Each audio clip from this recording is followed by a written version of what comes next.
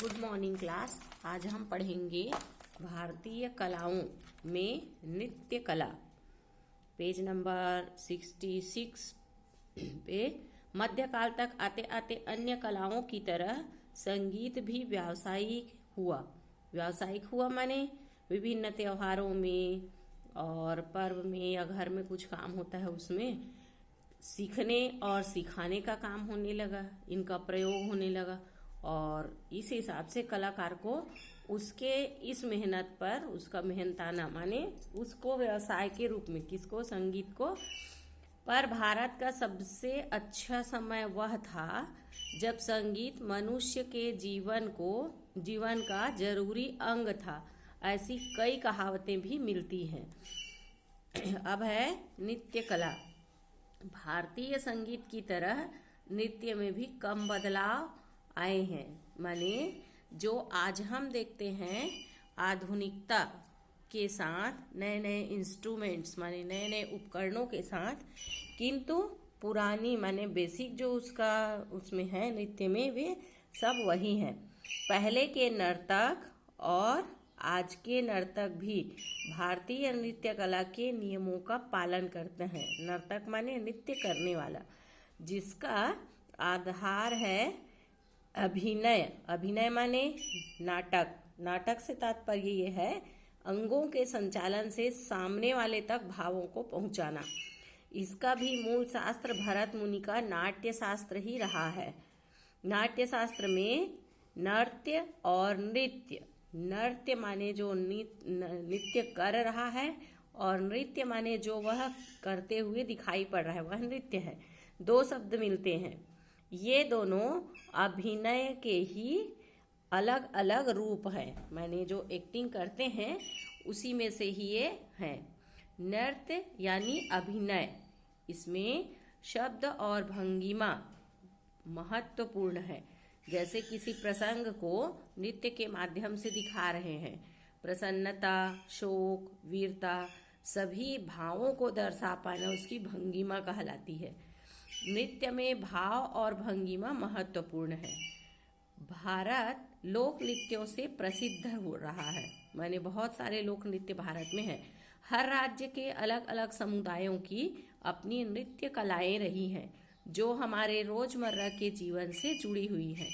जीवन में जितने अनुष्ठान हैं उन सब से नृत्य कलाओं का भी संबंध है। खेती से जुड़े समुदाय के जीवन में ऋतुओं का बदलाव, फसलों की बुआई या कटाई सभी महत्वपूर्ण घटनाएं हैं। चूंकि हमारा भारत कृषि प्रधान देश है, ज़्यादा से ज़्यादा लोग भूमि से जुड़े हुए हैं।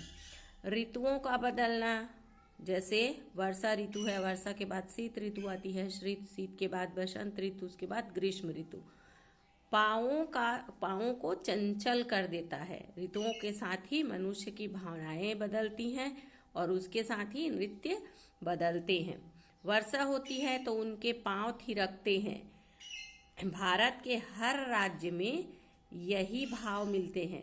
कश्मीर से दार्जिलिंग तथा समूचे हिमालय क्षेत्र में एक ओर शास्त्रों और युद्धों को नृत्य कला शालीनता से प्रस्तुत करते हैं तो दूसरी ओर गेहूं की फसल बोने को भी उत्सव बना देते हैं।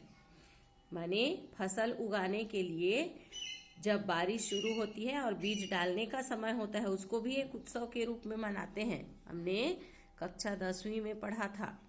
कौन सा? कृषि महोत्सव पुरस्कार पाठ में।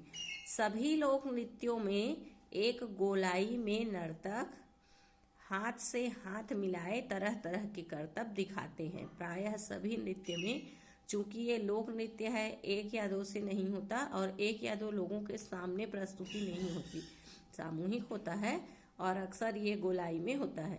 पंजाब की महिलाएं गिद्दा करती हैं। ध्यानपूर्वक सुनेंगे। विभिन्न क्षेत्रों के नृत्य इसमें बताए जा रहे हैं। राजस्थानी महिलाएं ओढ़नी से चेहरे को ढककर घूमर करती हैं। लाइन डालेंगे। गुजरात में डांडिया के सहारे स्त्रियां गरबा नृत्य करती हैं। पुरुष भी डांडिया रास करते हैं। जो गरबा ही एक ऊर्जा भरा रूप गरबा का ही एक ऊर्जा भरा रूप है। महाराष्ट्र के मछली पालन से जुड़े समुदाय, चूंकि समुद्र के किनारे का यह प्रांत है, हाथों में हाथ डालकर एक दूसरे के कंधे पर चढ़कर पिरामिड बना लेते हैं। महाराष्ट्र का लावणी नृत्य अपनी अद्भुत ऐन्द्रिक आकर्षण के लिए प्रसिद्ध है। ऐन्द्रिक आकर्षण से तात्पर्य है जो हमारी इंद्रियां होती हैं, आँख, कान, नाक, त्वचा, तो उस नृत्य में इतना आकर्षण होता है कि हमारा पूरा ध्यान उसमें ही केंद्रित रहता है। पेज नंबर 62 पे आएंगे। इसमें नृत्य करते हुए दिखाया गया है। आपके बुक में जो दिख रहा है कौन सा नृत्य है? असम का सत्रिय नृत्य। जैसे विभिन्न क्षेत्रों के अलग अलग नृत्यों को इसमें बताया गया है। और भारत विभिन्न त्योहारों और विभिन्न संस्कृतियों का मिला जुला देश है। इसी के अंतर्गत बता रहे हैं, मैसूर में डोडवा कबीले के लोग बालकाल नृत्य करते हैं। बाल कला नृत्य करते हैं माने जन्म से ही, छोटे से ही उसमें संस्कार होता है और इन नृत्यों को वे लेकर चलते हैं। इससे रंगीन वेशभूषा के साथ साथ हाथ में तलवारें होती हैं। इसलिए बताया जा रहा है विभिन्न क्षेत्रीय नृत्यों को क्या होता है, हाथ में तलवार, और उसके साथ ही वे लोग नृत्य करते हैं। केरल के कुरुकांजी नृत्य की भरतनाट्यम का प्रेरणा स्रोत माना जाता है। को भरतनाट्यम का प्रेरणा स्रोत माना जाता है। गुजरात का टिप्पणी नृत्य भी समूह के साथ होता है। यह फसल की कटाई के बाद खलिहान में किया जाता है। लोक नृत्यों में भी निकोबारी अंडमान निकोबार से जुड़ा हुआ है।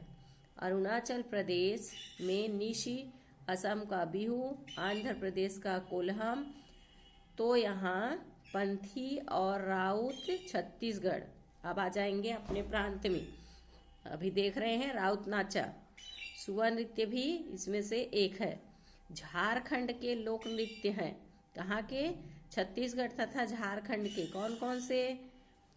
आंध्र प्रदेश का कोल्हम है और पंथी और राउत नाचा, ये दोनों हमारे छत्तीसगढ़ में भी है और ये झारखंड में भी चलता है। हिमाचल का नागमेन और किन्नौरी, बंगाल का छाओ उल्लेखनीय है। अब इसमें आपको व्याख्या ये है कि विभिन्न प्रांतों के नृत्यों के बारे में बताया गया है और आपको याद करना है कि कौन सी प्रांत का कौन सा नृत्य है। अलग अलग राज्यों के नृत्य में नृत्य भिन्न भिन्न नामों से जाने जाते हैं। कहीं कहीं पर एक ही चीज को अलग अलग नाम भी दिया जाता है, पर इनमें एक समानता भी होती है। जैसे संस्कार भी हैं अलग अलग, जो हमारे में नियम पालन किया जाता है सुख और दुख के समय, उसमें काफी समानता होती है, वैसे ही इसमें भी है। ये सभी नृत्य समूह में होते हैं। ये कॉमन विशेषता सभी में पाई जाती है कि सामूहिक ही होता है। सभी का संबंध प्रकृति माने जो हमें स्वयं भगवान से मिला हुआ है और जीवन से है। जीवन के विभिन्न पक्षों को इनमें दर्शाया जाता है। सभी में स्त्री पुरुष एक साथ मिलकर नाचते हैं। राज्य की सीमाएं भला कला को कैसे बांध सकती हैं? जैसे महाराष्ट्र है, पंजाब है, अलग अलग राज्य जरूर है किंतु कलाएं एक दूसरे से संबंधित है। ऐसा नहीं है कि पंजाब में महाराष्ट्र का नहीं होगा, महाराष्ट्र में छत्तीसगढ़ का नहीं होगा, छत्तीसगढ़ में दूसरे जगह का, बल्कि ये सीमाओं को नहीं बांध पाती, माने सभी जगह ये उपयोग में होते हैं। ध्यान देने की बात यह भी है कि नृत्यों का संबंध विभिन्न धार्मिक अनुष्ठानों से भी है, पर यह किसी एक धर्म से नहीं बल्कि लगभग सभी धर्मों में दिखाई पड़ता है।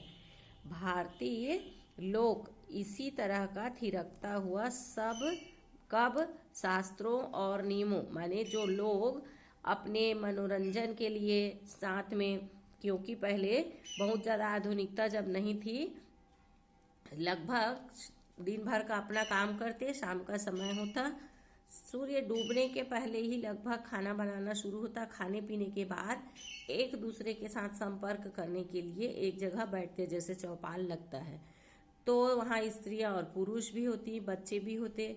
धीरे धीरे करके एक दूसरे के साथ विचारों का आदान प्रदान करते हुए इसमें संगीत का प्रयोग हुआ, संगीत के साथ नृत्य का।